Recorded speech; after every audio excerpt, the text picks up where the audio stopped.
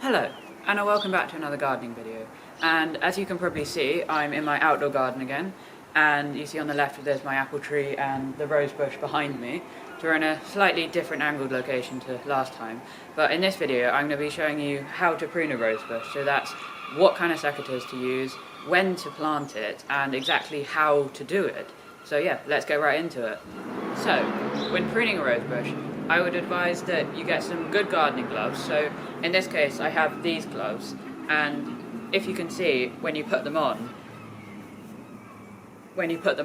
they kind of go over your wrists and arms, so that when you're reaching into kind of prickly areas, it doesn't like spike your wrists or your lower arms. So get your gloves on, that's a really important thing. And then in terms of what kind of secateurs you want to use, there are two main kinds. You've got bypass secateurs, which are what these are, and that basically means that the blade just kind of bypasses and kind of goes like past it, as the name describes.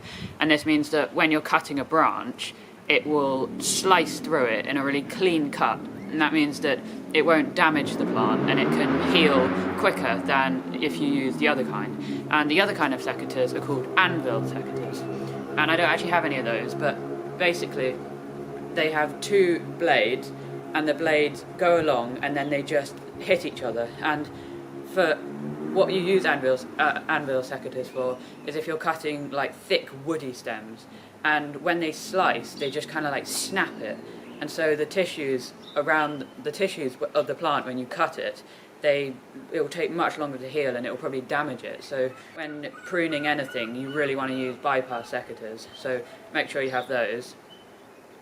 And for when you're going to prune your rose bush, if you just want to do it once a year, then you do it in maybe January, February, maybe March at the latest. Or you can even do it in November, December, basically just winter time when it's kind of dormant, as you would say. But if you're going to do it twice a year, you can do it once at the times I just said, and then again like after it's summer bloom, so maybe at like the end of August. And then by doing that, it means you might be able to then get a second bloom before the end of the year. But you don't have to do that. It's just important to make sure you prune it at least once a year. And in my case, I'm pruning it like about now, towards the end of February, early March. So now let's zoom in a bit and I'll show you how to actually cut it and how to know where to cut it and what to do. So when it actually comes to cutting the stem, what you want to do is you want to get your bypass secateurs like this and basically just cut just above a new sprout. So if you can see here, there's like a brand new sprout right here, and so you want to cut just above that, so that you cut it there, that will just like stub it off, and then this new growth can like zoom up and make a new branch. So now let's actually cut through it. So when you actually cut the branch, you want to hold it with one hand like this, and it doesn't matter if there are thorns because you're wearing your gloves, and then just get it along. And when you're cutting rose bushes, you don't want to cut it flat like this. You want to cut it at an angle like this, so that when it rains, the water won't just pool on top, it will kind of slide downwards. So yeah, hold it with one hand and then slice diagonally downwards with the other, just like that. There we go. And then just put your cut branch off to the side for when you'll collect them up later. There we go, so we've cut that branch, and you can see there how it's at like a diagonal slant rather than just flat, and that means that the rain will just run off it instead of sitting on the top and possibly making it rot. And you've got this nice little shoot here, and so that will turn into a new branch and it will keep the growth going, but that just got rid of that big branch that was kind of protruding out. Another quite important thing for rose bushes is that when you're deciding what branches to cut, is you see how some of these branches here, they're kind of like overlapping and touching one another, like these two here. Well, you don't want them to touch one another, because that can lead to them kind of like rubbing and kind of slicing through each other. And so if you do see any branches kind of touching each other or going through each other, then just cut one of them and then that'll be good. And if you see the rose bush here, it looks quite like big and kind of wild a little bit at the top, so I'll probably do more pruning there. But if you prune your rose bush every year, then you should keep it in check. Like for a few years ago, I didn't prune my rose bush ever, and it just got completely wild, and it made maybe 1 or 2 flowers a year.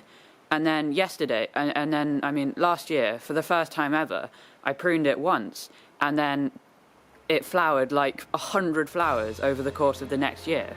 So pruning your rosebush really does help. And so now I'll just set about pruning the rest of it, and then I'm done.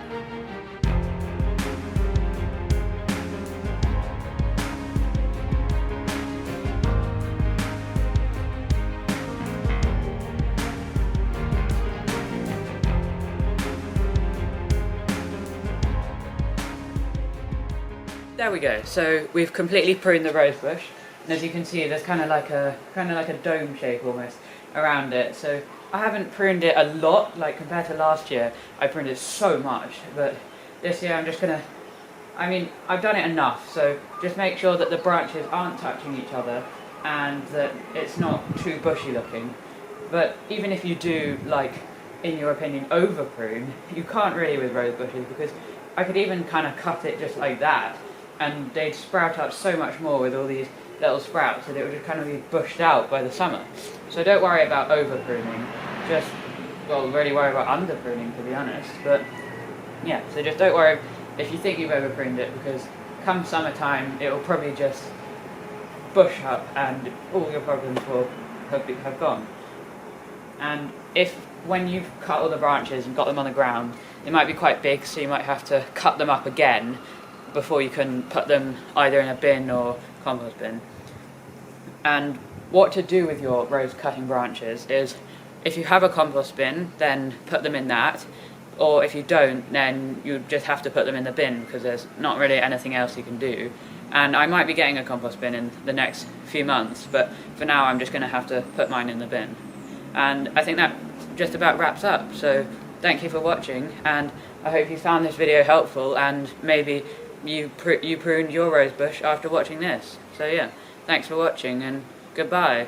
Oh, and also, please subscribe if you like this video, and if you've seen any of my other videos and you like those, and if you want more videos in the future, then hit that subscribe button and hit that thumbs up button to show me that you like this kind of stuff. And yeah, thank you for watching, and goodbye.